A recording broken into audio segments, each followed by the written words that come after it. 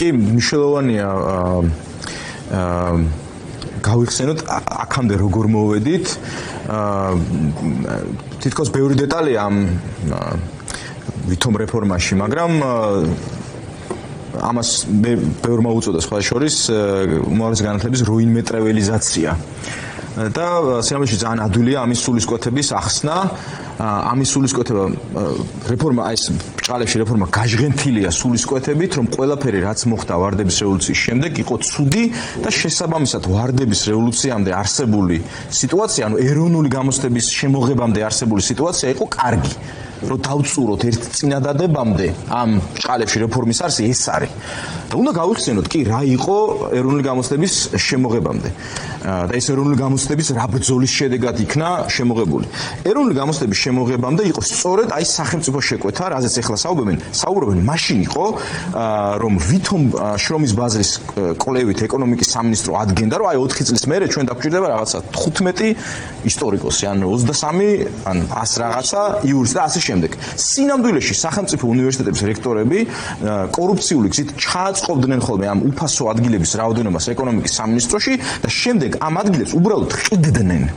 და ეს იყო თაობების ეს საბჭოთა დროსაც იყო, რა თქმა უნდა, მისაღებ გამოცდებზე კორუფცია. რა იყო ეროვნული გამოცდების შემოღება და ეს იყო ქრთამი და ქრთამი. ეს იყო პრესტიჟულ ადგილებზე მოხვედრა კიდე. ხო, ეს იყო არა მხოლოდ უბრალოდ სოციალური უსამართლობა, როცა განსაკუთრებით ხელმოკლე ოჯახებიდან გამოსულ აბიტურიენტებს, ბავშვებს პრაქტიკულად ნული შანსი ჰქონდათ, რომ მეტნაკლებად პრესტიჟულ, ესე იგი, ფაკულტეტებზე მოხვედრილიყვნენ, ხო? ეს იყო უფრო მეტი, ეს იყო ტრაგედია, ეს იყო თაობების ტრაგედია და აი მაგალითად 2001 წელს თუ არ ვცდები და ეს ჩემს სტუდენტობას დაემთხვა და აქედან მოვხვდი აქტივიზმში და აი ამ ბრძოლაში, რომლის დროშაც იყო პირველ რიგში ეროვნული გამოცდების შემოღება. აი 2001 წელს იყო მსოფლიო ბანკის კვლევა, სადაც ეწერა რომ რაოდენობა, ესე იგი, ყოველწლიურად მისაღებ გამოცდებზე ქრთამის სახით ბრუნავდა მილიონობით ლარი. ანუ იურიდიულზე, საერთაშორისოზე, ასე შემდეგ ურთიერთობებზე ჩასაბარებლად აბიტურიენტების მშობლები იხდიდნენ 5, 10, 20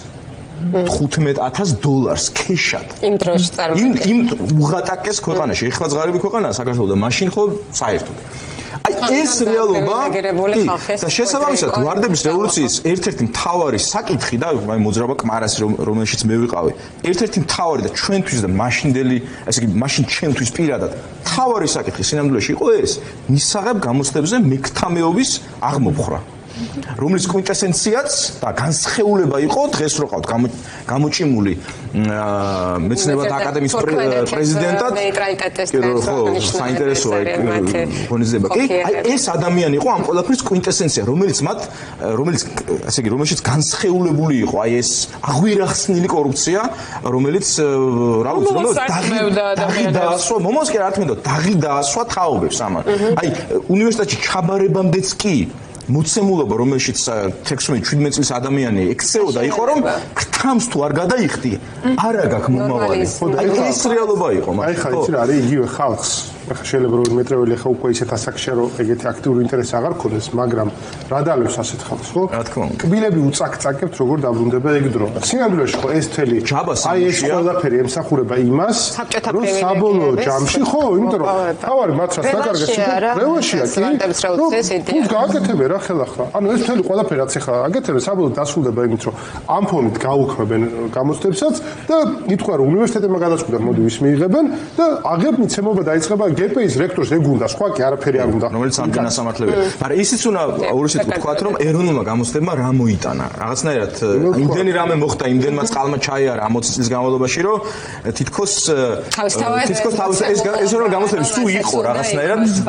გონია რომ აი სულ არის და ნუ იყო მაგრამ სიამოვნებაში ეროვნული გამოცდები მოვიდა დიდი ბრძოლის შედეგად აი 2003 წლის არჩევნებზე იყო ესეთი დოკუმენტი კმარა ანუ 10 ნაბიჯი თავისუფლებისკენ რომელსაც მაშინდელმა ყველა ოპოზიციურმა პარტიამ მოაწერა ხელი და ამ დოკუმენტის ერთ-ერთი რაღაც ესეთი მთავარი საკითხი იყო სწორედ მისაღებ გამოცდების ინფორმით გაუქმება რა ფორმითაც იყო და ეროვნული გამოცდების შემოღება და ეროვნულმა გამოცდებმა სინამდვილეში რომელიც მე ვთვლი რომ არის ვარდების რევოლუციის ალბათ ყველაზე ანუ ყველაზე შედეგიანი მემკვიდრეობა. სიამოვნებაში ეროვნულმა გამოცდებამ გამოიწვია უდიდესი სოციალური ტრანსფორმაცია საქართველოში. ბევრი მინუსის, ბევრი ჩავარდნის მიუხედავად ეროვნული გამოცდების შედეგად მივიღეთ რეალობა, რომელმაც ჩვენი საზოგადოება და სოციალური ქსოვილი ძალიან წასწია წინ, რომელმაც ესე ვთქვათ საბჭოთა რაღაც პარადიგმასთან წყვეტის სიმბოლო არის ეროვნული გამოცდები რა, იმიტომ რომ ეროვნული გამოცდების შედეგად მართლა ხელმოკლე ოჯახებიდან გამოსულ ბავშვებს გაუჩნდათ შანსი და მოხდნენ კიდეც და წარმატებასაც მიაღწიეს და ცხოვრებაც ესე შეიქმნეს ყოველგვარი ჩაწყობის და ქრთამის გარეშე.